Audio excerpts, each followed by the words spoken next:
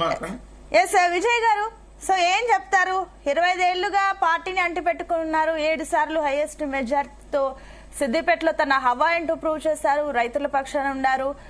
ఒక powerful mass leader గా కూడా పేరు తెచ్చుకున్నారు హరీష్ రావు.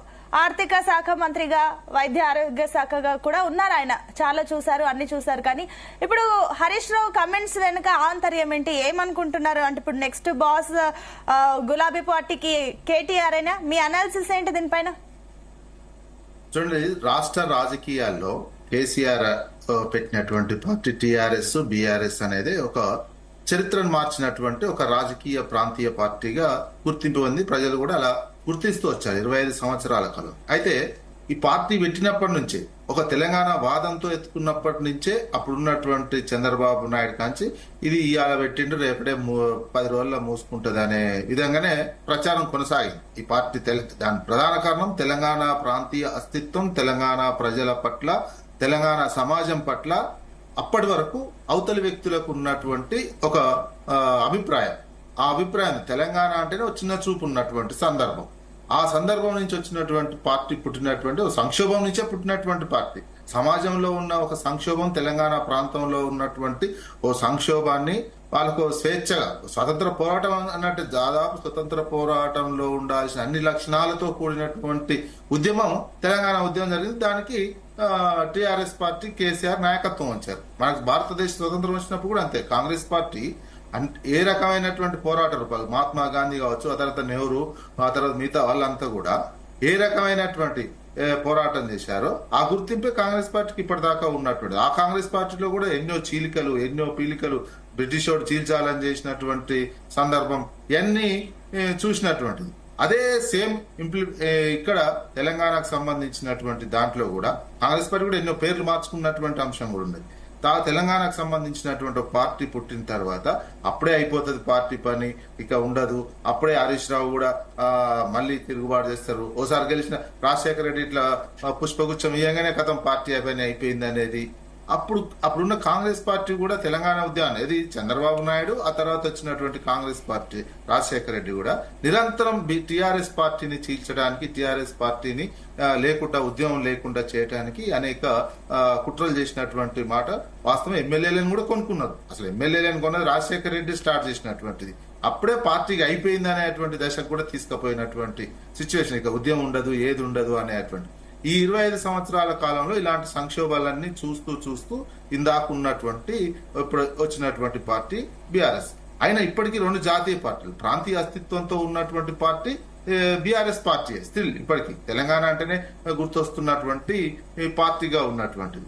ఇప్పుడు అధికారంలో ఉన్నటువంటి కాంగ్రెస్ ఇక్కడ అధికారం, బీజేపీ సెంట్రల్ లో 2 జాతీయ పార్టీలు ప్రాంతీయ పార్టీలను, ప్రాంతీయ అస్తిత్వం ఉన్నటువంటి పార్టీలను నలిపేయాలనే లక్ష్యంగానే పెట్టుకున్నటువంటి కనిపిస్తుంది. దేశవ్యాప్తంగా అట్లాంటి పరిస్థితి కనిపిస్తుంది. ఇక్కడ అదే పరిస్థితి ఈ పార్టీని నలిపేయాలి, ఈ పార్టీని లేకుండా చేయాలనే ఒక ఉన్నటువంటి దాంట్లో బహిరంగ సభ పార్టీ పెట్టుకుంది. రజతోత్సవ 25 సంవత్సరాల సందర్భంగా పెట్టుకున్నటువంటి పార్టీకి జనం అనుకున్న స్థాయి కంటే ఎక్కువగా వచ్చినటువంటిది కనిపించింది. ప్రజల్లో రెస్పాన్స్ ఉన్నది. ఎందుకంటే పరిపాలనకు సంబంధించిన ఒక అసంతృప్తి కనిపిస్తున్నది. ప్లస్ ఈ అసంతృప్తిలో ఉన్నటువంటి దాంట్లో మళ్ళీ బీఆర్ఎస్ పుంజుకుంటున్నటువంటి సందర్భంలో ఇట్లాంటిది ఏదైనా చేసినట్లయితే వాళ్ళకి బ్రేక్ వేయొచ్చు. మేము తర్వాత నెక్స్ట్ ఎలక్షన్ లో మాకు అవకాశం ఉంటుంది. రాజకీయాల్లో అవతల పార్టీని చీల్చడానికి ప్రయత్నాలు నిరంతరం ఇంకొక పార్టీ చేస్తుంటది, రాజకీయ పార్టీ.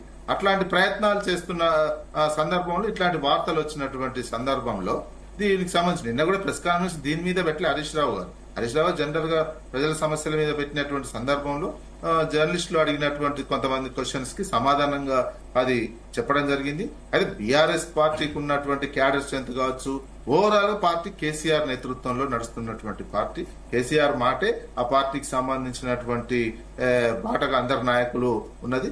ప్రస్తుతం బీఆర్ఎస్ పార్టీ కేంద్ర రాష్ట్ర ప్రభుత్వాలు అనుసరిస్తున్నటువంటి తెలంగాణ పట్ల వివక్షతకు సంబంధించినటువంటి అంశం మీద చేస్తున్నటువంటి ఓ పోరాట పార్టీగా కనిపిస్తున్నటువంటి భవిష్యత్తు రాజకీయ పరం. ఇప్పుడు అదే కాంగ్రెస్ పార్టీ కూడా చూడండి, ముఖ్యమంత్రి గారే బీజేపీలోకి పోతారు అనేది ఒక చర్చ ఉంటుంది.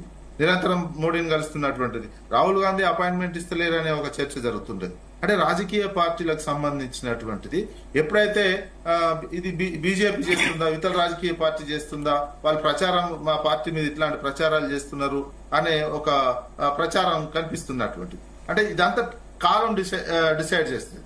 కాలం డిసైడ్ వివిధ గ్రూపులు కాంగ్రెస్ పార్టీలు మంత్రివర్గ విస్తరణ చేసుకోవడానికే ఇబ్బందికరమైనటువంటి పరిస్థితులు ఉన్నాయి. ఇటువంటి పరిస్థితులలో ఆ పార్టీ ఏం చేస్తుంది, వేరే ఇతర రాజకీయ పార్టీలకు సంబంధించిన అంశం మీద డైవర్ట్ చేయడానికి ఉపయోగించుకునే అవకాశం ఉంటుంది. అదేవిధంగా మన యుద్ధ వాతావరణం వచ్చినటువంటి సిచ్యువేషన్, యుద్ధ వాతావరణాన్ని కూడా అధికార పార్టీ ఉన్నటువంటి కాంగ్రెస్ పార్టీ ఒక రకంగా వినియోగించుకుంటుంది. ఇష్యూస్, అక్కడ ఉన్న ప్రజల సమస్యలు, ఈ సమస్యల మీద చర్చ రాకుండా నిరంతరం యుద్ధ అంశాల మీదనే తిప్పినటువంటిది ఉంటుంది. అందుకే ఏ రాజకీయ పార్టీ తన ఉనికిని నిలబెట్టుకోవడానికి, తనను భవిష్యత్తులో మళ్ళీ అధికారంలోకి రావడానికి, ఉన్న అధికారాన్ని నిలబెట్టడానికి రకరకాల వ్యూహాత్మకమైనటువంటి రాజకీయ ఎత్తుగడలు వేస్తుంటారు కనిపిస్తుంది.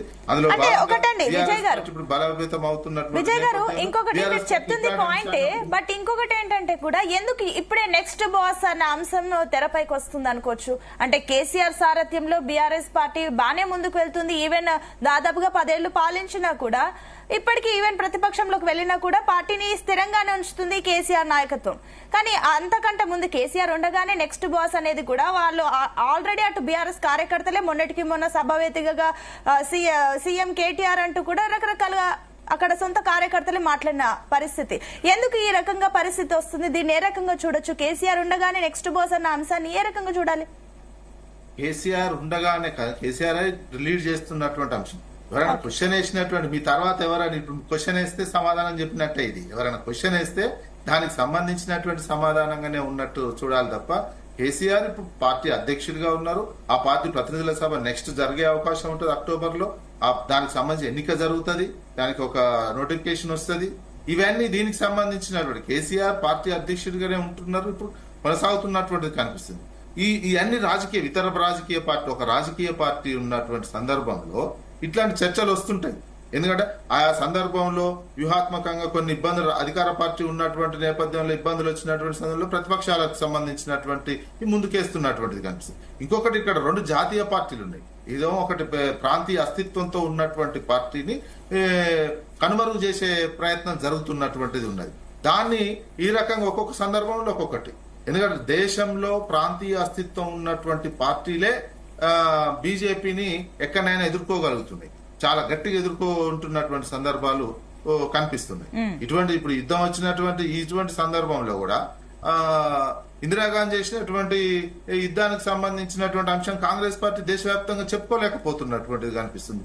ఇప్పుడు ఉన్నటువంటి ఈ రకంగా అంటే ప్రాంతీయ పార్టీలే, దానికి సంబంధించి ప్రాంతీయ అస్తిత్వం ఉన్నటువంటి పార్టీలే బీజేపీని నిలువరించగలుగుతున్నాయి. ఎందుకంటే బీజేపీ చేస్తున్న మత ఉన్మాద రాజకీయాలకు సంబంధించినటువంటిది కావచ్చు, ఇంకేదైనా కావచ్చు, దేశవ్యాప్తంగా ప్రాంతీయ అస్తిత్వం ఉన్నటువంటి పార్టీలే చాలా గట్టిగా ఎదుర్కొంటున్నాయి, దేశానికి ఒక రక్షణ గోడలాగా నిలబడ్డాయని కూడా అనుకోవచ్చు. ఆ రూపంలో ఇక్కడ కాంగ్రెస్ పార్టీ అధికారంలో ఉంచేటి ప్రధాన ప్రతిపక్షంగా, అటు ఢిల్లీలో కేంద్రం ఉన్నట్టు ప్రధాన ప్రతిపక్షంగా ఉన్న బీఆర్ఎస్ పార్టీకి సంబంధించినటువంటి రాజకీయంగా ఏదైనా ఇప్పుడున్నటువంటి ప్రజల సమస్యలను డైవర్ట్ చేయడానికి ఇట్లాంటిది సోషల్ మీడియాలో ప్రచారంలో ఉన్న 1 రోజు 2 రోజులు మనకు కలిసి వస్తుంది అనే ఒక అంచనా రాజకీయ వ్యూహం కాంగ్రెస్ పార్టీకి ఉన్నది. ఆ రకమైనటువంటి రాజకీయంగానే చూడాల్సినటువంటి అవసరం తప్ప, బీఆర్ఎస్ పార్టీలో ప్రస్తుతం ఉన్నటువంటి కేసీఆర్ నాయకత్వం నడుస్తున్నటువంటి సందర్భంలో ఎలాంటి ప్రాంతీయ అస్తిత్వం, ప్రాంతీయ సమస్యల మీద ఫైట్ చేస్తున్నటువంటి పార్టీలో ఎలాంటి సమస్యలు ఉన్నట్లయితే వాస్తవానికి మళ్ళీ మీ దగ్గరకు వస్తానండి. ఎస్ వెంకటేశ్వర్లు గారు, సో ఒక చిన్న